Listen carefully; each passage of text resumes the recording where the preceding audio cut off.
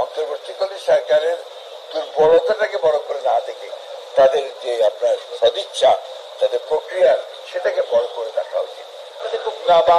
মাননীয় প্রধান উপদেষ্টা উনি আমাদেরকে করে কালকে একটা ডাক ডেকেছিলেন। উনি ডাকেন মাঝে মাঝে, যখন আপনার কোনো ক্রাইসিস তৈরি হয় সরকারের, তখন তারা আমাদেরকে ডাকেন। তো আমরা যাই, কারণ আমরা একটা প্রতিশ্রুতিবদ্ধ যে আমরা এই সরকারকে আপনার সব রকম সহযোগিতা প্রদান করবো গণতন্ত্রের উত্তরণের জন্য। যা কিছু করা দরকার আমরা সেই কাজগুলো আমরা করবো। তবে আমরা যেটা মনে করি যে এই এনগেজমেন্টটা, এই মত বিনিময়টা আরো ঘন ঘন হলে আরো ভালো হতো, তাহলে তো এই দ্রুত সমস্যাগুলো তৈরি হতো না। এবং আমরা সেখানে আলোচনা করেছি। আমরা আবার আমাদের পূর্বের যে কমিটমেন্ট কোঅপারেট উইথ এই আপনার সরকারের সঙ্গে, আপনার গভর্নমেন্টের অন্তর্বর্তীকালীন সরকারের সঙ্গে আপনার সহযোগিতা করা, সর্বাত্মক সহযোগিতা করবার জন্য আমরা আলোচনা করেছি। এবং একই সঙ্গে নির্বাচন প্রক্রিয়াকে দ্রুত করা, ত্বরান্বিত করা, এবং ওনার যে প্রতিশ্রুত যে ফেব্রুয়ারির মাঝামাঝি সময়ে নির্বাচন দেওয়া হবে, সেটা আমরা মনে করি যে ওনারা যে দ্রুত সেই ব্যবস্থা গ্রহণ করা উচিত।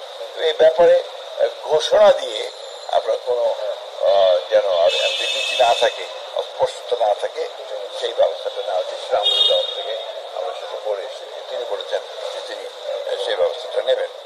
মানে মহাসচিব, অন্তর্বর্তী সরকার এখন যে দেশ চালাচ্ছে সঠিকভাবে দেশ চলছে কিনা?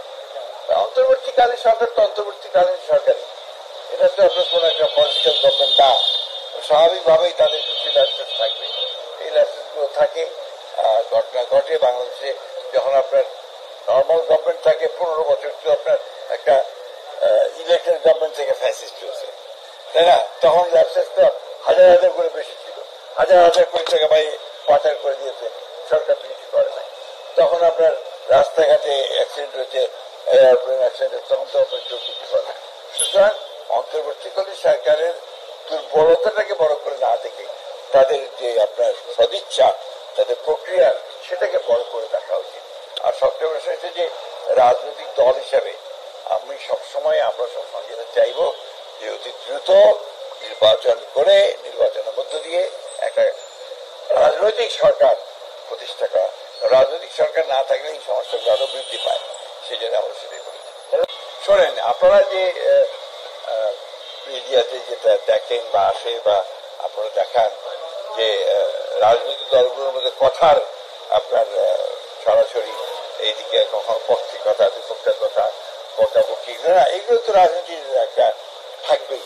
রাজনীতি মানেই হচ্ছে প্রতিপক্ষকে ঘায়ল করার চেষ্টা করা, কথা দিয়ে ঘায়ল করার চেষ্টা করা, এবং নিজের থেকে এস্টাবলিশ করার চেষ্টা করা। সেটা নিয়ে আমরা খুব বেশি চিন্তিত না, কারণ রাজনীতির নিয়মটাই তাই। আপনার ওঠার যে ধারা, সে ধারাটাই তাই। সুতরাং এটা থাকবে, এর থেকেই আপনার রাজনীতি এগুবে। রাজনীতি থাকলেই দেশের জন্য মঙ্গল, এই কথাবার্তার মধ্যে দিয়ে।